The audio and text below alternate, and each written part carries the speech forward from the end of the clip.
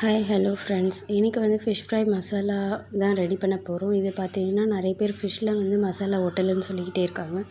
So அதனால் வந்து பார்த்திங்கன்னா எப்படி வந்து மசாலாவை வந்து கரெக்டான டெக்ஸ்சரில் நம்ம வந்து ரெடி பண்ணுறதுன்றது தான் பார்க்க போகிறோம்.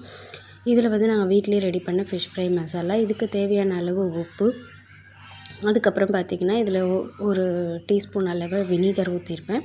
அப்புறம் தண்ணி. வினிகர் எதுக்காக யூஸ் பண்ணுறோன்னு பார்த்திங்கன்னா, சில பேருக்கு அந்த ஃபிஷ்ஷோட ஸ்மெல்லு பிடிக்காமல் இருக்கும். ஸோ அதுக்காக இது வந்து ஒரு லெமன் மாதிரி தானே. ஸோ அதனால் இந்த வினிகரை ஆட் பண்ணிட்டோம்னா நமக்கு வந்து அந்த ஸ்மெல் எதுவும் நமக்கு தெரியாது. அதுக்காக தான் வினிகர் ஆட் பண்ணுறோம். அதுக்கப்புறம் பார்த்திங்கன்னா தண்ணி இது எல்லாத்தையும் சேர்த்து நல்லா ஒன்றா மிக்ஸ் பண்ணணும்.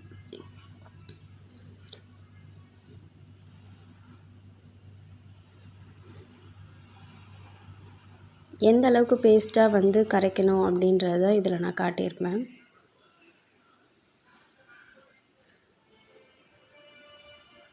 நிறைய பேர் பார்த்திங்கன்னா மீனை வச்சுட்டு மீனுக்கு மேலே வந்து நம்ம எல்லா மசாலாஸ்லாம் ஆட் பண்ணுவோம்.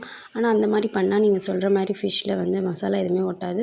ஸோ ஃபஸ்ட்டு மசாலாவை நீங்கள் நல்லா ரெடி பண்ணிவிட்டு அதுக்கு மேலே நம்ம வந்து ஃபிஷ்ஷை போட்டு நம்ம அப்ளை பண்ணோன்னா ஃபிஷ்ஷில் எல்லா மசாலாவும் நல்லா ஒட்டி இருக்கும்.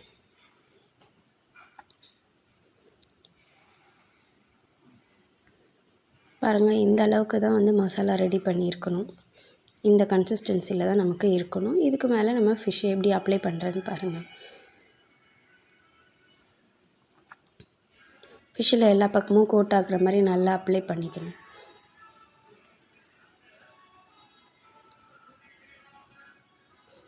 இதே மாதிரி மீதி இருக்கிற எல்லா ஃபிஷ்ஷஸுமே நான் அப்ளை பண்ணியிருப்பேன்.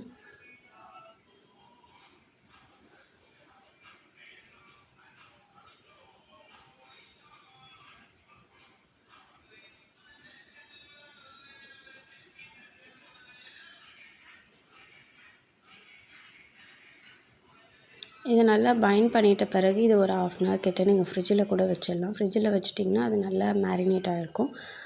அதுக்கப்புறம் நம்ம வந்து ஃப்ரை பண்ண ஆரம்பிக்கலாம்.